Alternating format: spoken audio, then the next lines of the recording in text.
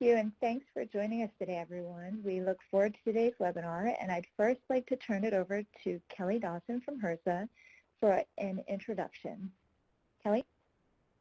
Thanks, Amanda, and thanks to all of you for joining the 5th Evaluation Capacity Building webinar for the HRSA Pediatric Mental Health Care Access and Screening and Treatment for Maternal Depression and Related Behavioral Disorder Program.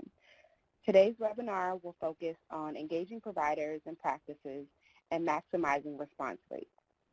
We're fortunate today to have 2 awardees speak about these topics, Michigan's PMHCA and Montana's MDRBD. First, JBS will share a brief update on the HRSA MCHB evaluation and provide some contextual comments for today's presentations. We look forward to hearing the presentations and to hearing the comments in the question and answer session to follow. I'll now turn the webinar over to JBS's Susan Hayashi to provide a welcome and some brief housekeeping information.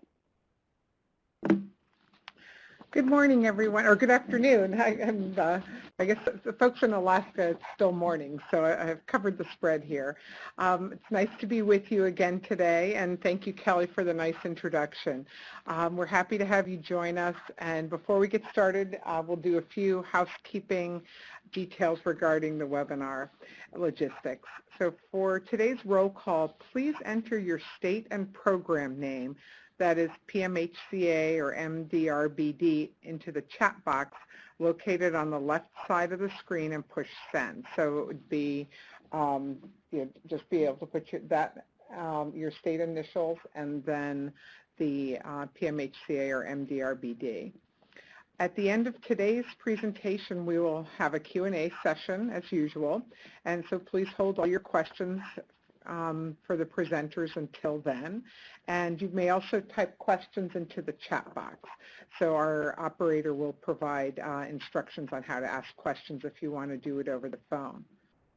If you have any technical difficulties during the webinar, please use the chat box for assistance.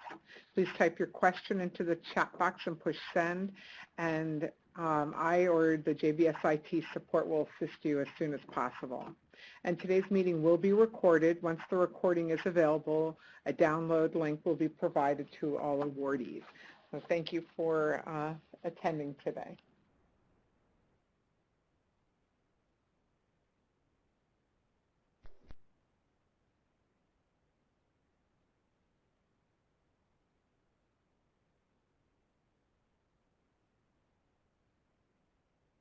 And in terms of just being able to go over a few items for our calendar, for the fall of this year, we have the webinar that we're conducting today. For the winter, we will be scheduling the Evaluation Capacity Building Technical Assistance teleconference calls, a long name for our calls with all of you awardees. Similar to what we did last year, but this year we'll focus a little bit more on some evaluation capacity building needs that you might have, and so we'll be requesting some information from you about what your needs are so we can have the calls be more targeted with you. So we'll be scheduling those calls and then looking to have those early to mid-winter, so January, February time frame.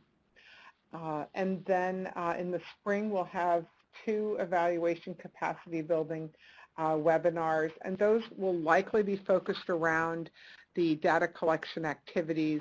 We're trying to time those around when we anticipate OMB clearance, and we've picked some dates. Hopefully that will all work. And then we'll also be administering the project director, principal investigator survey. And then in the summer, we'll have one more webinar, and then the survey, the healthcare provider survey administration, and the practice level survey administration. So each one of those things will be coming soon for you. So in terms of where we are with the evaluation,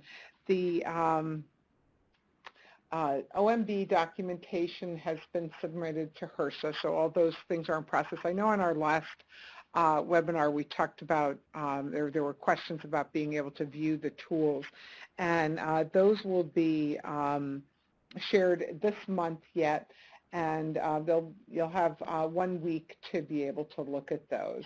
And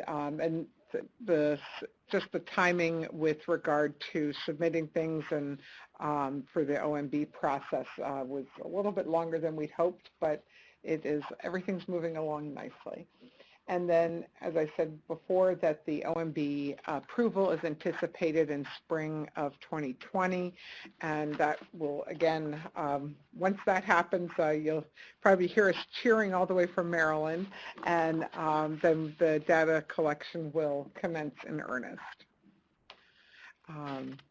Okay, then these are the pieces I already covered in terms of the timeline, and the next thing that I just want to be able to review is confirming these are the breakdown in terms of how we've heard from you that you would like to have, who will be administering the surveys for the practices or for the providers. So if there's anything, if you don't see your name, state's name in the right list, please let your project officer and us know ASAP so that we plan accordingly for the survey administration. And it's not too late to switch if one way or the other. We just want to know, and then we'd be able to start planning for that.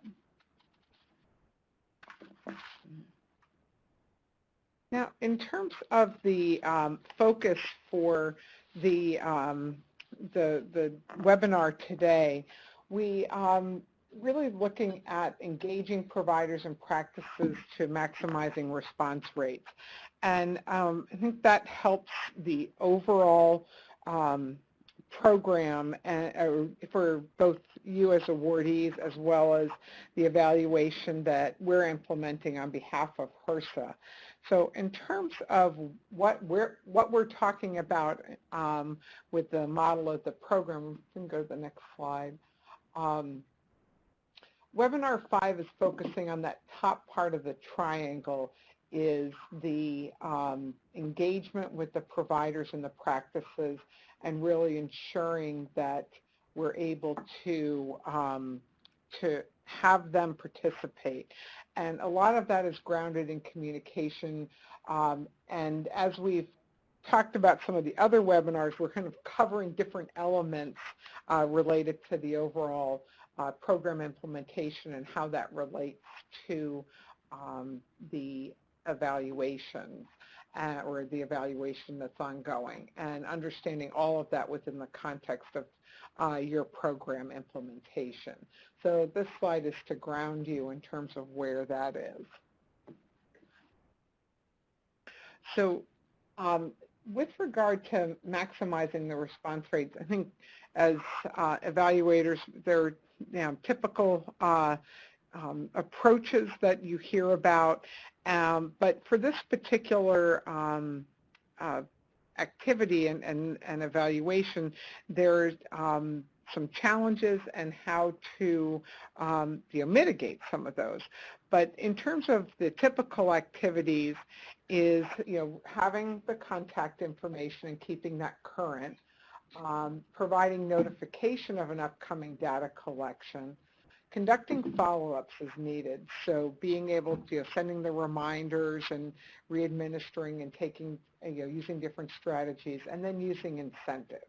So that's what we know, but there's some unique things about this particular program which makes some of the evaluation, can make it a little bit more challenging.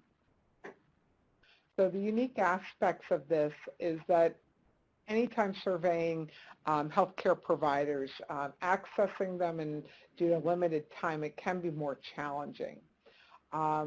The monetary incentives that are often required for response rates, are not really realistic in these particular programs and how it's being implemented, nor is it with the evaluation.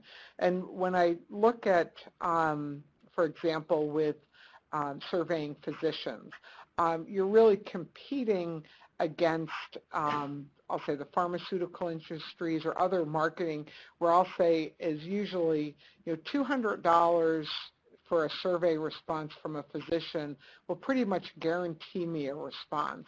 If I'm giving an incentive of $150, it will usually get me a response.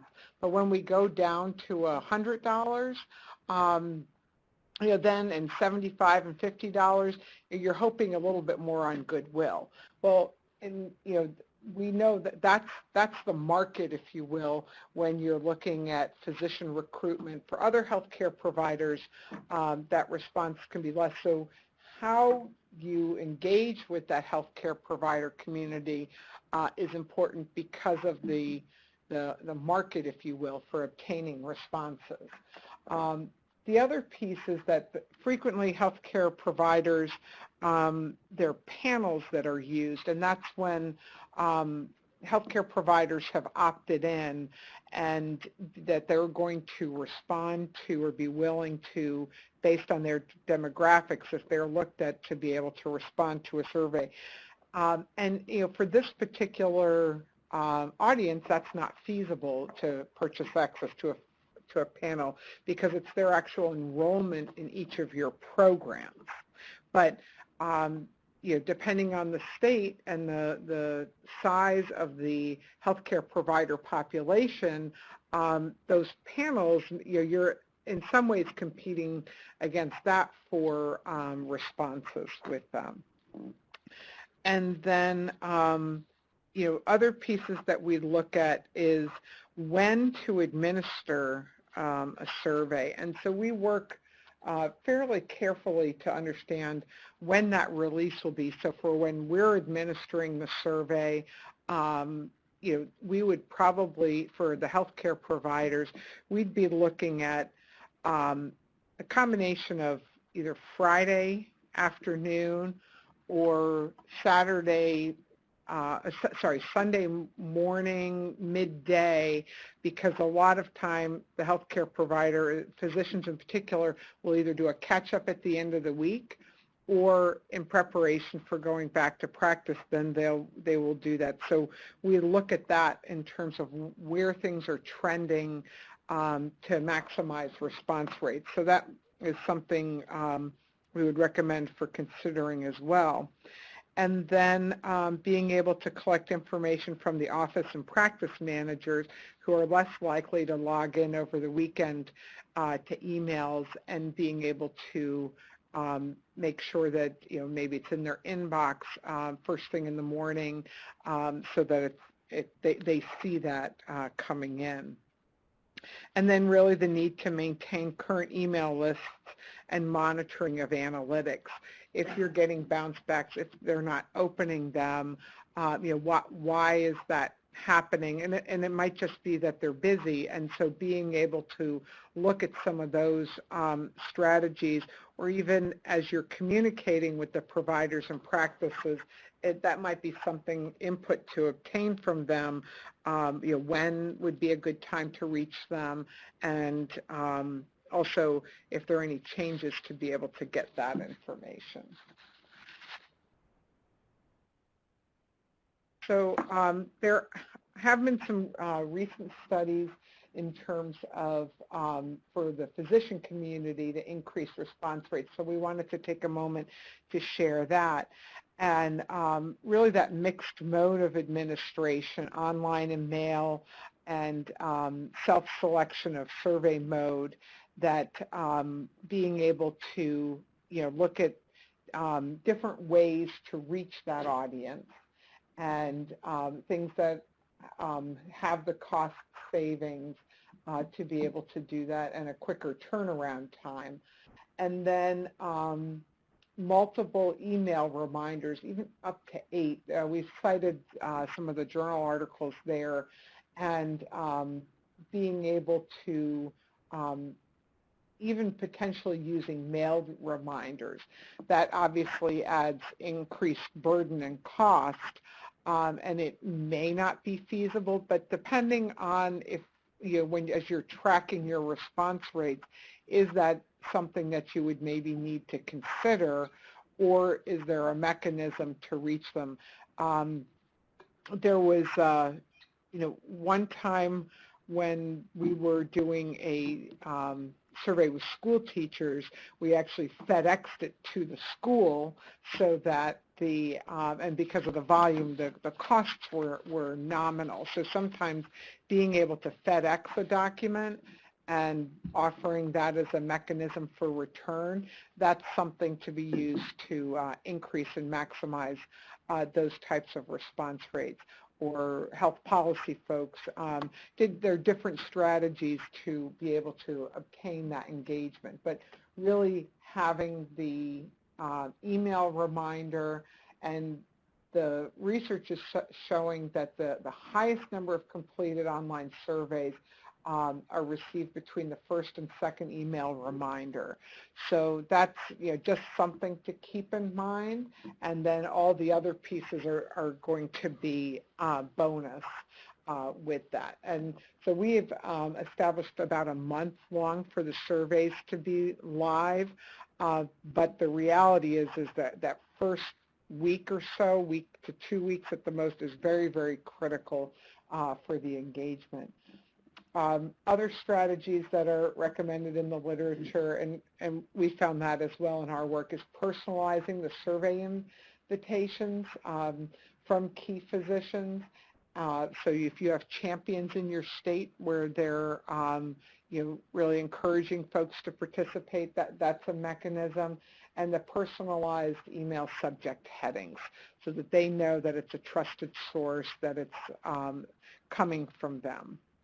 So that is something that we want to be able to, flag for you and then be able to share. And we hope that those pieces are useful and things to keep in mind with them. At this point, then, I want to be able to share with you we are going to transition to our guest presenters here, and we're very fortunate to have PMHCA, the folks from Michigan, being able to join us, as well as Montana MDRBD, who will follow. So I'd first like to introduce Mary Ludke, and she is the Manager of Innovation Services with the Department of Health and Human Services, Mental Health Services to Children and Families. She is an active member of cross-planning and implementation work groups to ensure access to and behavioral health services for infants, toddlers, children, and their families. Mary supports the development and implementation of programs and policies for children with a focus on young children and their families. And also joining her is Ann Kramer from Michigan's PMHCA team. And Ann Kramer, she's a senior research associate with the University of Michigan's Department of Psychiatry and Depression Center and program manager for Michigan Child Collaborative Care Program, MC3, which is a consultation program for primary care providers treating mental health needs of children, adolescents, and perinatal women to increase access to behavioral health. Thank you to Mary and Ann for joining us. We look forward to your presentation.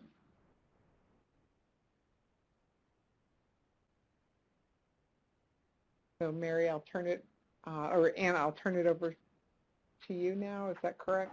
This is Mary Ludke speaking, and I'll be doing the first part of our presentation. So welcome, and greetings from marvelous Michigan. I wanted to just spend a couple minutes talking about Michigan's demographics and some information for you. At this point, about a quarter of our children live in poverty. Of course, that's at this point, we're in a good economic times, and as some of you can remember, about 10 years ago, we were, a lot of us across the nation were in some very difficult times, and of course, that number would be higher. Unfortunately, we're seeing some of the responses in surveys around our ACEs in our children, and right now, almost 30% have experienced 2 or more adverse childhood experiences. Michigan also, one of the reasons why we've supported the Michigan Child Collaborative Care initiative is because 2/3 of our counties in our state are without a child and adolescent psychiatrist. In addition, even where we do have psychiatric coverage, the wait time is from 3 to 4 months. And we've begun the Michigan Child Collaborative Care, and I'll say we because this is in partnership with the University of Michigan a number of years ago. And the goals of this initiative to provide access to behavioral health consultation for our primary care providers who treat our children, youth, and perinatal patients. Of course, our focus has been on always to improve the quality of care for our children and families and perinatal women, increase those skills of our primary care providers regarding mental health issues, whether that's diagnostics, treatment, and triage to the appropriate level of care. We want to make sure that the providers are comfortable and confident in their work and are understanding the availability and using evidence-based treatment in their approaches. Always we want to decrease the utilization of higher levels of care for our children, youth, perinatal women, and their families.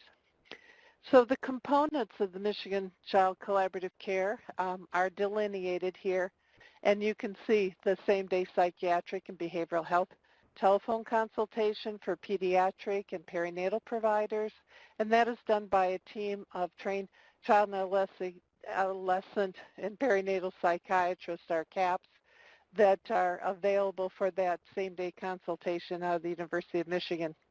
We also have master's prepared regional behavioral health consultants that are doing outreach to providers, they're triaging calls from providers, and providing resource coordination for children, families, and perinatal women.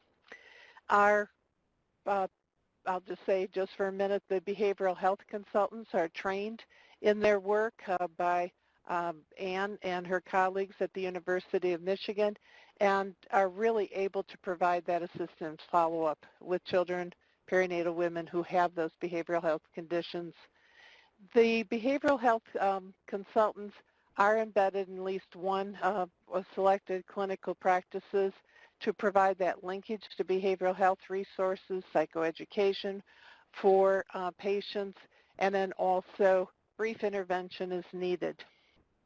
The group case consultation is another component of the Michigan Child Collaborative Care model, and we are very pleased that that is taken on also integrating practitioners from our child and adolescent health centers located in schools around the state.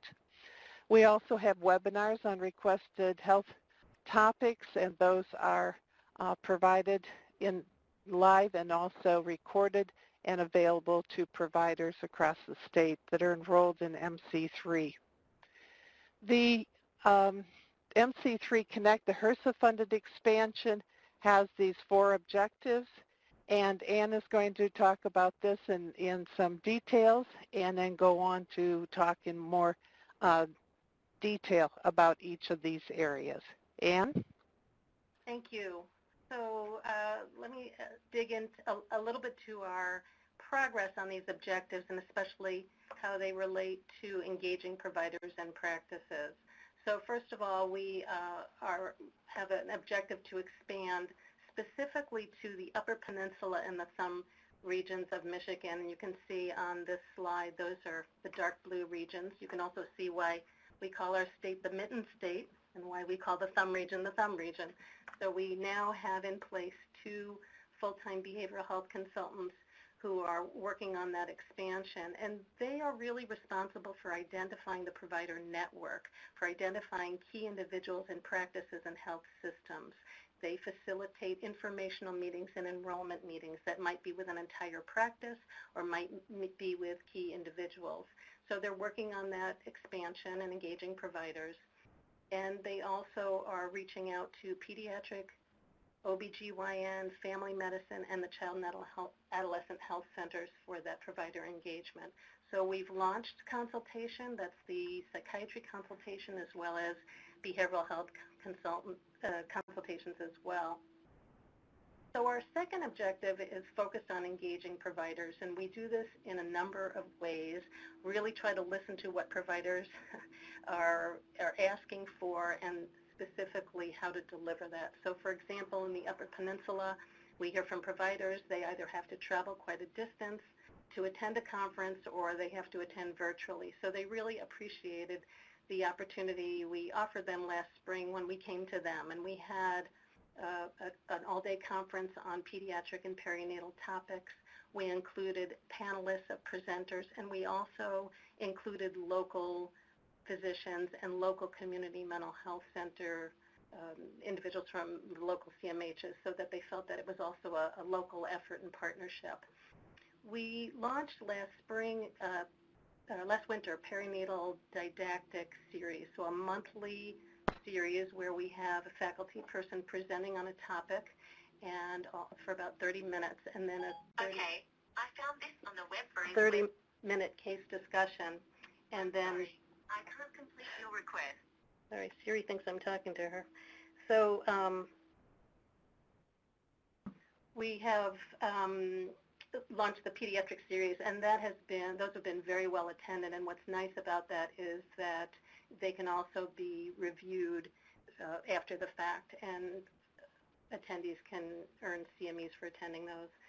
We are trying to target the next generation of providers, so we're doing that by offering grand rounds around the state, monthly group case consultation for the pediatric residency sites, and also bringing our psychiatrists to those sites for some in-person presentations. The way that we identify topics is we try to elicit those. We elicit those from providers. We survey providers. We also listen to our stakeholder group, the participants on our project advisory committee, to try to get a sense of what topics are most of interest for the providers, and take a look at our most commonly asked questions for our behavioral health and psychiatry consultations to try to pull together resources that way. So our third objective has to do with linking MC3 to evidence-based practices and programs and important services that are provided in the state of Michigan. So this isn't just about awareness of these resources, but an opportunity to streamline referrals to these wonderful programs. So we have trauma-focused CBT, parent management training, child-parent psychotherapy that are all models that are offered in the state of Michigan with coaching and ongoing consultation. So to keep providers reliable and up to date on their skill set. We have a connection to the Michigan Opioid Collaborative Program, which is a program similar to MC3, same-day consultation, training, and education around medication-assisted treatment. And then finally, a real special program called Trails, which is creating a network of coaches and school professionals who have expertise in CBT and mindfulness, who are co-facilitating groups within the school setting. So all of these resources are in the same counties we are in the state, and we're just trying to have a solid collaboration so that providers and patients have access to those resources in a more streamlined way. Our final objective is around screening and referral. So our behavioral health consultants are trained to facilitate workflow discussions, meet with key individuals at the practice to get a sense of their workflow around screening and follow-up.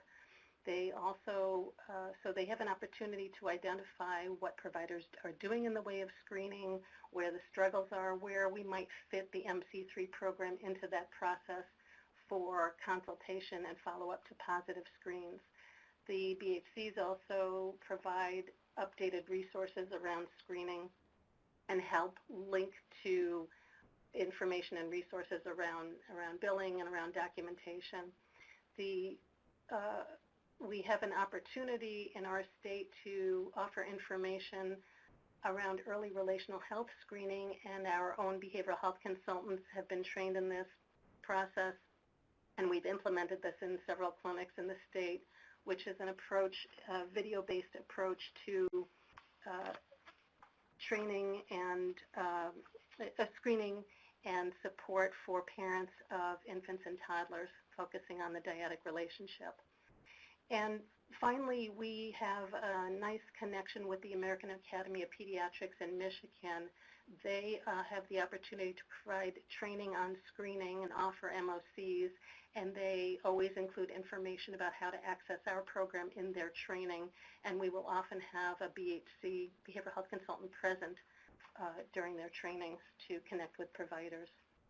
So we have a number of ways that we try to maintain our provider and practice engagement, and I'll speak to some of these. So I've mentioned already what we do in the way of education, but just wanted to point out that what's been very helpful is to be able to provide CMEs for most of these activities, whether it's attending live or reviewing recorded modules after the fact. Providers have greatly appreciated this opportunity. And we've noticed that while many providers will attend the didactic sessions on their own, we see that practices, and especially residency clinics, are now hosting the opportunity for providers to sit together and attend these sessions. And in fact, in some of the residency clinics, the education coordinators are requiring participation of their residents in these opportunities. So that's been helpful. So we have also our behavioral health consultants. This is a special group of individuals. They have clinical expertise, but they also have to really have the skill set to be comfortable reaching out to providers and engaging providers and bringing comfort to providers. So what we did this year is we brought in a marketing consultant, and we trained them in not just how to do cold calls, but how to approach cold calls and visits. And instead of asking questions like, is it okay if I come in to visit your clinic, they might ask, when would be a good time for me to come by? And they've tested out different approaches where they will do mailings, and then they'll call, and then they'll stop by, or they'll stop by first and then follow up with a call and a mailing. And they work together to try to strategize and customize their approaches. So all of these approaches seem to be working to get some level of response. We also know that these BHCs will be able to connect with the clinics around the data collection and screening and other outcomes that we're trying to collect. But they will they will maintain their engagement of providers by sharing resources, and the types of resources they share simply might be information about events that we're offering or what's available on our website. They also distribute psychopharmacology reference cards, so we have a set of perinatal cards and a set of pediatric cards that our providers greatly appreciate on prescribing, on medication and prescribing. And we have fact sheets and some other resources that we share with them. So probably the most important way that we engage providers is our wonderful group of psychiatrists and their relationship with the PCPs. I'm biased, but this is a really down-to-earth, wonderful expert group of psychiatrists, and we get wonderful feedback from the PCPs about their interaction with the psychiatrist. We'll involve our psychiatrists in informational and enrollment meetings, so they might be present for a meeting either virtually or in person. They'll give an example of how a consult goes so providers can have that experience. They already are prepared with some of the questions that providers have when they call, or why providers are reluctant to call, concerns of liability, so they'll be able to speak to that provider to provider. Our psychiatrists will know when a provider is calling for the first time. Those consults are flagged for them, so they'll be able to give a special welcome for those first-time callers. They also will always remind callers it's okay to call back, as providers often feel reluctant to bother the psychiatrist or call again. So they'll make sure that they understand they can call back. And our psychiatrists will include a special closing statement or comment to the providers so that when they get a copy of the consultation, they'll be able to also be reminded it's okay to call back. We have our behavioral health consultants will put special notes into the record for the psychiatrist. For example, maybe a provider called the previous week and they were a bit reluctant to prescribe an SSRI and needed a little extra comfort or confidence, and so they can kind of clue the psychiatrist in that way or personalize the contact in some way. We really appreciate the endorsement and the support from the providers within the American Academy of Pediatrics, the Michigan chapter, and they've often reached out for us to connect with providers to remind them of our program. And so we have had physician champions, longtime users available to speak with colleagues about their experience.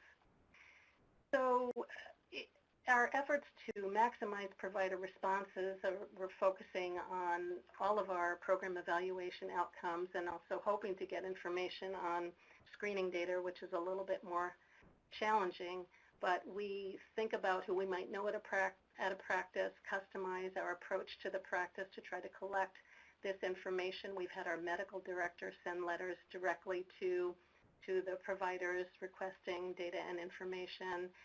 Our behavioral health consultants now have a good personal connection with people at the practice, so we rely on them to gather information. We use online surveys and Qualtrics when it comes to satisfaction and pre- and post-provider surveys asking about comfort and confidence. It's been especially helpful to get the CME feedback because we're asking questions like, how helpful was this to your practice? In what ways might you change your practice as a result of this educational event you just attended? So we use that approach as well. And this last year we did use incentives. It was interesting to hear about the studies on that. We had a 22% response rate. We sent Amazon cards. Ours was only $20 to $25. So I suppose we could increase that. We had the opportunity.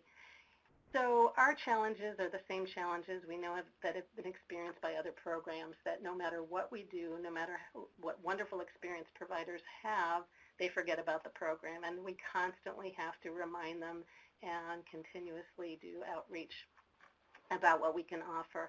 We know that, the sales skills are not built into the psychiatrists or behavioral health consultants, so we are always looking at ways that we can enhance those skills, and also trying to be flexible about how to offer a consultation to providers given the limited amount of time. So for example, providers aren't necessarily the ones who have to call for a consultation.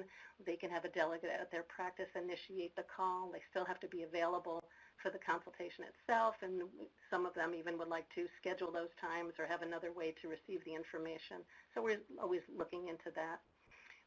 We hear from practices that they don't routinely collect or report on their screening data unless they're required to or they're involved in a training where they get MOCs, so we're kind of exploring that, but it is a challenge, and just have to always remember that we have to approach each practice in a unique way and not necessarily standardizing how we're trying to gather information.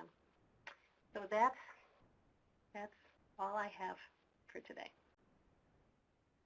Thank you so much. I really appreciate all the detailed information and those insights, and to really understand, how the program is being implemented. And having spent 8 years of my life in Michigan, it's nice to see the pieces. I did my undergraduate at Hope College there, my doctorate at Michigan State. So seeing the map and learning how to do the hand of where the thumb is in Michigan, coming from New York, I got it backwards for the first few years, and then they straightened me out. So thank you so much. And I think for all of us, those are the insights that you shared of the different efforts of communicating what the program is, and then seeing how that's reflected in terms of response rates and evaluation. It's really critical because of that's ultimately I'll say it from HRSA's perspective, and I'm sure Kelly and other folks on the phone can comment on that, but that's where it's, being able to demonstrate that good work, there are challenges to allow that to happen.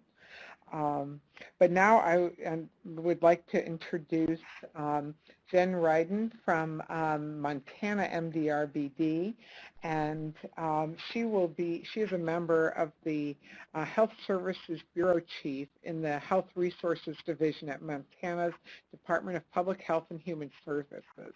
Jen has been with the Health Resources Division since 2013, implementing multiple programs to improve health outcomes for Medicaid members in Montana, including the Meadowlark Initiative, the Montana Help Program, and Montana's Elective Delivery Program. Prior to coming to the state, she worked as a nurse for 12 years and managed specialty clinics.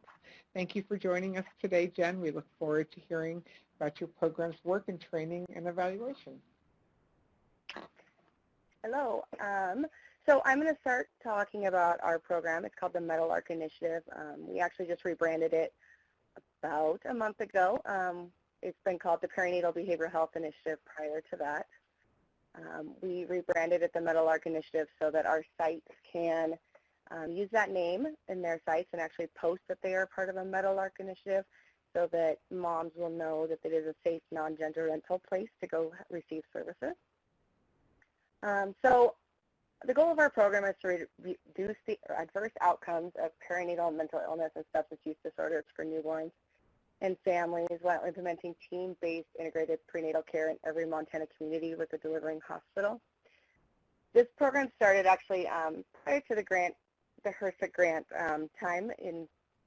It was a joint collaboration in the beginning with Montana DPHHS and our Montana Healthcare Foundation, which is a nonprofit organization that provides grants related to healthcare services. So it started originally as a substance use only program for assisting prenatal providers in getting moms into substance use treatment.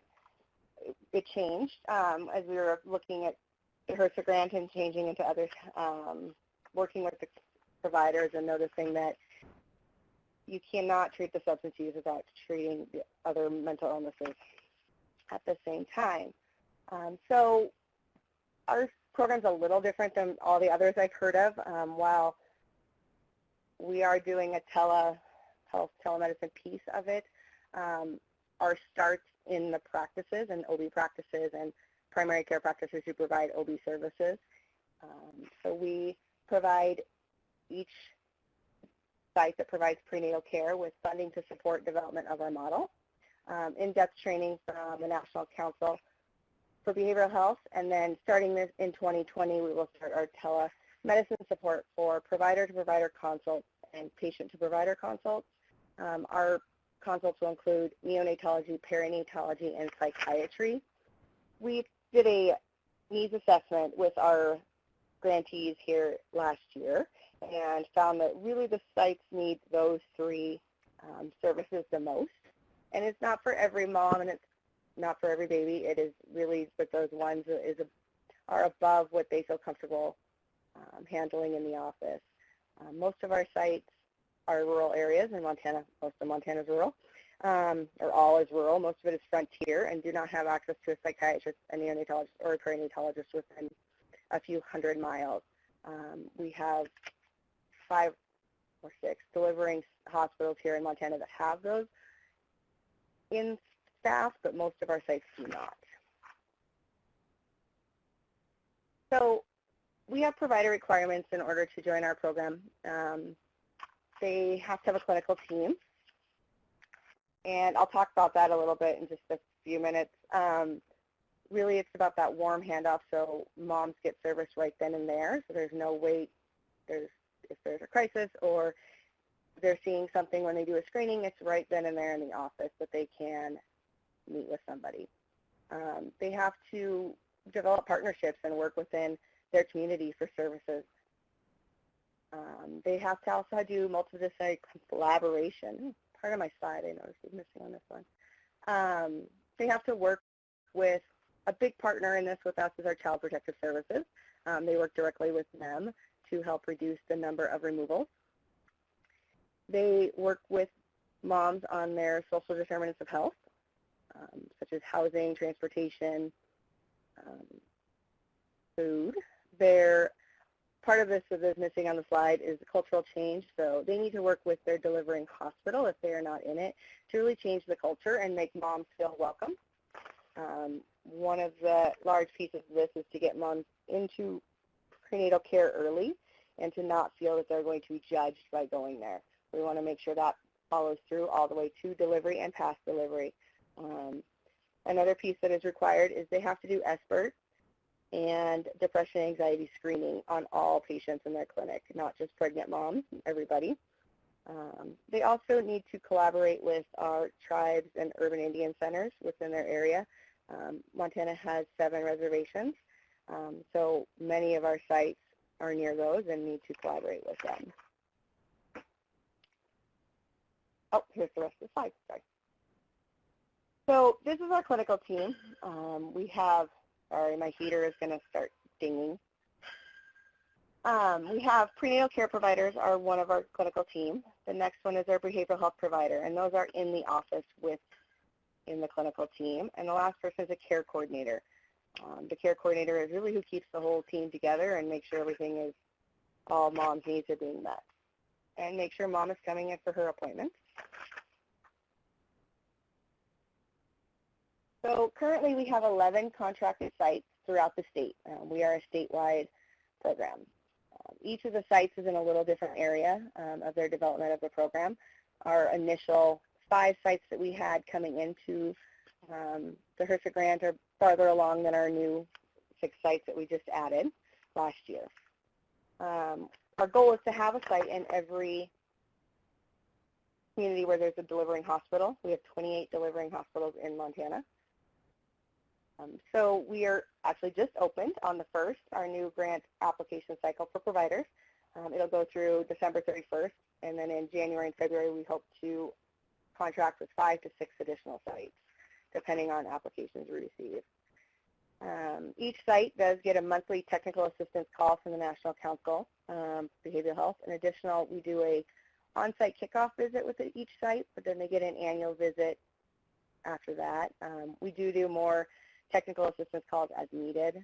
We also do quarterly calls with all the grantees together. That way they can share with each other what's working and what's not in their community to help each other out. Each year in April when we bring in our new grantees, we do a kickoff meeting with all of our previous grantees and our new ones coming in. We bring in education. Last year we brought in the Ohio Moms program. We bring in our Child and Family Services. We bring in payers for some education and networking of our practices. So our response rates for our data is actually really good. They do provide us the data we need as much as they can. They do have some difficulty getting some of the data they need out of their EMRs. We're new and they're working on that. It'll get better as we progress. They are actually in their contracts required to give us data, and we use the data on the HRSA required measures, and we also have additional measures related to health outcomes that we request from the site. The reason we have requested the additional information is to make this program sustainable. I work with the Medicaid office, and we are working with other payers to change the reimbursement methods for prenatal care to make this program sustainable. So all sites were to provide baseline data prior to starting the program. We worked with all of them after they started the program to make sure that the baseline data was matching to what we're looking. So we have a real footing of where they started to where we will end at the end of this grant cycle. Like I said, some sites are having a little difficult time getting data elements from their EMRs. The other issue with data that we're finding is that practices who are not part of the hospital system where they deliver babies, splitting their data has been a little bit more difficult than we thought it does possibility we'd have some skewed data. We're working through all the sites with that. We meet directly with the site and the hospital and try and iron out all that information. We do get data from the sites each quarter. They also do a tracker with the National Council on how well the integration is going and other activities that they're providing, their screenings, things like that, and how that's going in their office. That is not necessarily a data element, but it helps us do more technical assistance on the things that they need specifically in their office. Like I said, the plan of this program is to change the way that payments are made, so that will include long-term data requirements for the sites, which has been talked about from the beginning, and they know that very well. The way to get sustainability for us is to prove the better health outcomes for the payers, and that will obviously lower their costs, which is the best way we found to get payers to sign on. We actually talked this morning about some of our data responses, and we're finding that due to other things going on in our state with integrated behavioral health and primary care, sites are prepared to provide data, and it's become the norm instead of the question. So we have been getting a lot better responses to having to provide the data. The first few sites when we signed on, they were kind of surprised, and now as we've been working with new sites, it's become the norm for them.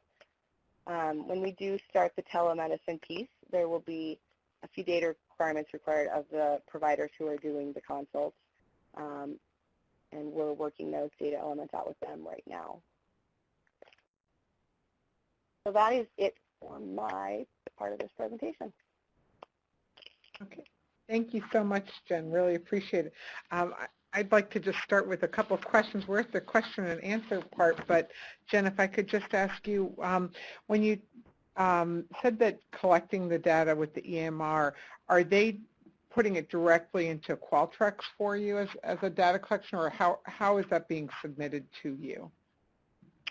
So right now it's being submitted to the National Council for Behavioral Health. They have a online tool that they can present into. That is what we're using right now. We have a system here in Medicaid that will be used long term. It just came up and running last year, so we're kind of working out the kinks long before we enter it, have anybody have to use it. We're just making sure all of it's ready to go. And that tool actually can link directly into the EMR, so they hopefully will not have to enter much, if anything, long term. It'll automatically pull it. Okay, that's helpful. And then in terms of, I just want to echo a comment that you were making in terms of you're using that for, you need the data to be able to demonstrate that for the higher reimbursement rates.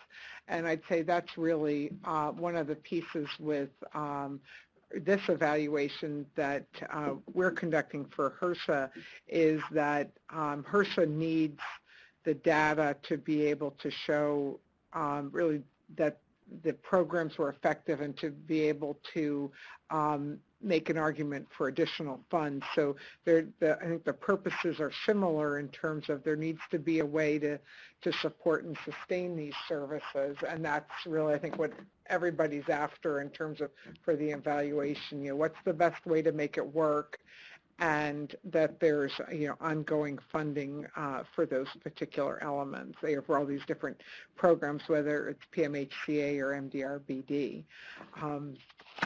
I would like to open it up to all the awardees in HRSA for any questions that you have for our presenters or otherwise.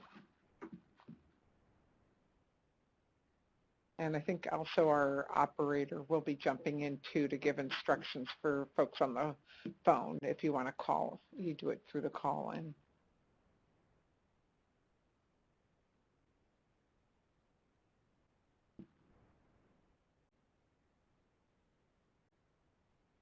And on the phone lines, you may press *1 to ask a question at this time and record your name clearly.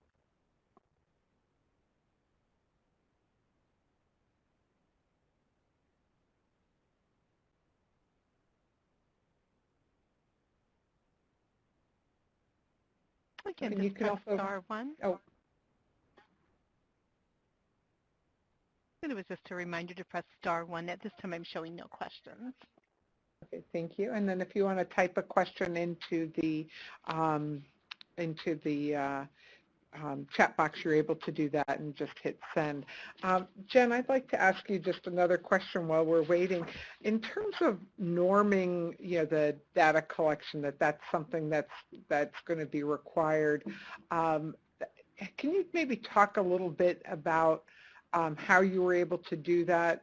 That's one of the things that we've been talking with HRSA about, and I think they've been speaking with the awardees about, to be able to say, that none of the data and reporting will be a surprise to providers as they're enrolled, so that the communication is transparent from the front, from the beginning, that they're going to be asked to provide feedback.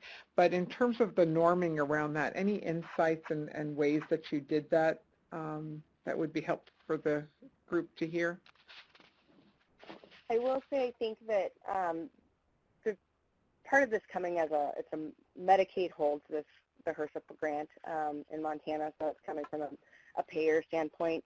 We are within the Department of Public Health. It's Public Health and Medicaid are under the same umbrella here in Montana. But I think having the providers being contracted with a payer has made it a little more the norm. We have other programs, such as our Comprehensive Primary Care Plus and our Patient-Centered Medical Home programs that already require data elements as part of the value-based payment movement. So they are used to that. They're used to seeing that. A lot of our sites are part of systems that are within those programs. So I think coming from a payer standpoint, it's become the norm to expect if you want to be paid for health outcomes that you have to provide that data. It's not all the way there to a norm yet, but I do believe that it's expected to an extent.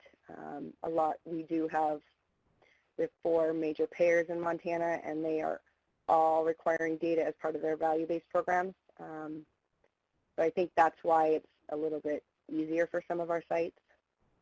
Mm-hmm. Right.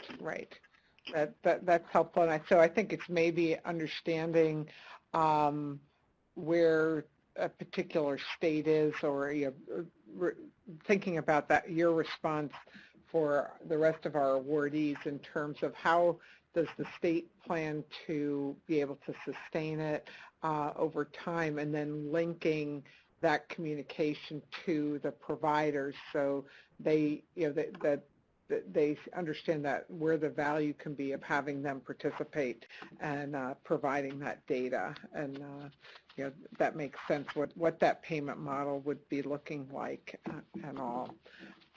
So thank you, Jen. We do have a question on the phone lines if you'd like to take it. Yes, that would be great. Thank you. Thank you. And again, just press star 1 to ask a question on the phone lines. Our question comes from Susan Griffin. Your line is open. You may ask your question.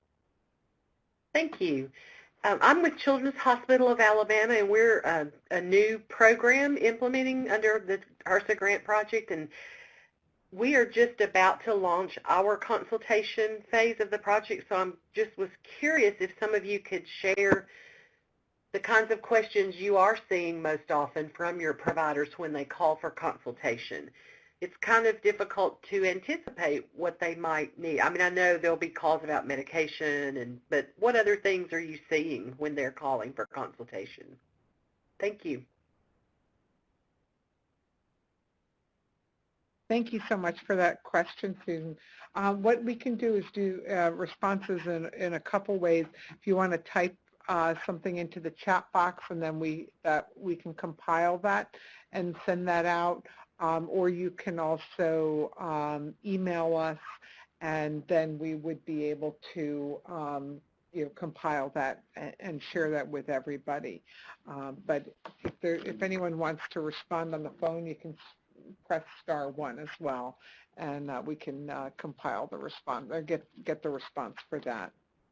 Yeah, I can't see the chat box because I was unable to connect for some reason. But oh no, okay. Anyway, we could do it by email too. Okay, great. Well, whatever we receive, then we'll be able to put into into a set of responses for you, if that sounds good. Thank you. Okay. And if anyone wants to comment verbally, please just friend *1, and you can, Susan will get some responses immediately. So thank you. And at this time, I'm showing no further questions on the phone line. Okay, thank you. Thank you. I had a question for Mary and Ann. First of all, I just wanted to make a point of clarification when I said with regard to, the cost in terms of what I usually anticipate if I'm looking for a physician response. It's really about knowing your market, I'd say, in your state. And you may say, well, how do you do that? If I'm recruiting in the DC metro area or a major metropolitan area, I'm looking at like that $200 range for a guaranteed response, and then I scale it. Nurses, physician's assistants, nurse practitioners, it's considerably less, I would say, usually about half for that. But then also, within your state, that there are ways to find out, even just from talking with providers, and say if you're asked to complete a survey from a pharmaceutical company or other marketing, what type of reimbursement or compensation do you receive from that? And that kind of gives you a sense of what that market is in terms of obtaining completions. So then also we do have a question in the chat box, and this is from Kathy from Nebraska's PMHCA, and she says, we are encountering primary care providers who feel they are too busy and increasing capacity to serve more kids with mental health needs holds little appeal. What is a strategy to describe how the PCP can benefit from enrollment? So that's a very good question, because it's, I think that's that whole component of where are you able to recruit providers to enroll. And I would like to open that up to the group here to see if you've got any particular responses from Michigan, from Mary and Ann, if you'd like to respond to Kathy's question to start. Sure, this is Ann. I can respond. First of all, providers are already treating these patients, and so they're looking for resources, and they're frustrated by access. And so really, in the end, not all providers are willing to treat, but we're finding more and more that they recognize that behavioral health is prevalent among their patients, and so they might as well take that on. So we try to do as much as we can to listen to them first before just trying to sell the program. Help them identify their concerns. What are your concerns about access? What's missing in the way of resources? We're not just about telling you what kinds of medications to prescribe, but what are the types of psychotherapies that are available in your community or that your patients might need, and try to link them that way. So to try to just provide as many different resources as we can.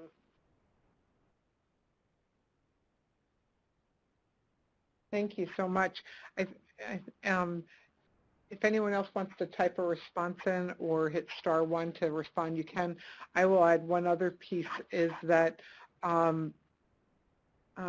building on what Ann was saying, that when we're working in the behavioral health integration with primary care, sometimes the language, the nuanced language becomes so important, is that the primary care providers, if you use the word treat, are you going to be able to treat your patients? I don't want to do that with, for the mental health needs, or I either don't have the capacity, or I'm not comfortable skill-wise.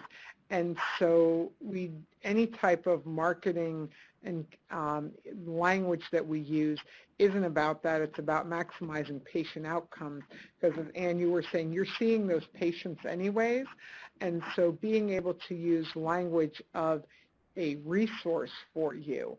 And little do they know that they may actually start doing some treatment in their offices, but just knowing that they have a place to access for support, and then, oh, here's a training for something, and here are pieces. So we do that incrementally in terms of from an implementation standpoint, but that anytime using that treatment language, when we have done testing around some of that, tends to be somewhat of a turnoff as opposed to maximizing patient outcomes or other language like that. So any other comments or thoughts to share from the group to Kathy's question?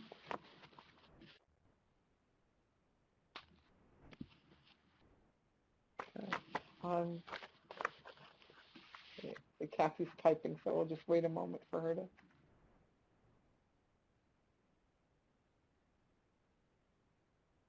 Right. Thank you. And if there are further questions, I'll direct you to your project officer, and then that would be a way to be able to field additional program questions as well. Any other questions for Mary Ann or Jen about their presentations and their programs in Michigan and Montana at this point? On the phone lines, if you'd like to ask a question, just press *1 at this time.